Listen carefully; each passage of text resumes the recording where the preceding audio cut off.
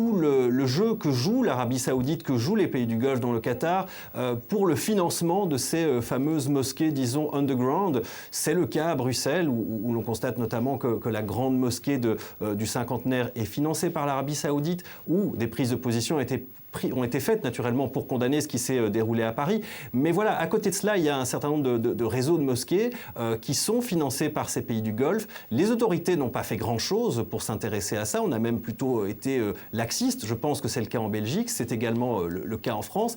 Il y a même un rapport assez étonnant où, d'une part, la France serait très heureuse de vendre des Airbus au Qatar, mais ne va absolument rien dire sur le financement de ces mosquées. Donc il y a aussi là une des causes au problème actuel qui est absolument sous-évalué, ou en tout cas qui n'est pas prise en compte par les responsables français ou belges. Alors je pense que vous posez une vraie question, Nicolas. Est-ce qu'il faut arrêter d'entretenir des liens, des liaisons avec un pays comme l'Arabie Saoudite? La question que vous posez est très intéressante et les pays du Sud vont regarder avec beaucoup d'intérêt le comportement des puissances occidentales qui sont très heureuses de vendre des mirages, de vendre du matériel militaire à l'Arabie Saoudite. Vous vous souvenez de cette énorme machine pour surveiller la frontière à 7 milliards de dollars que la France voulait vendre à l'Arabie Saoudite. Donc on fait du business avec l'Arabie Saoudite et on ferme les yeux sur ce qu'elle fait. Dans les pays du Sud, ce que l'Arabie Saoudite fait, c'est qu'elle envoie des ONG.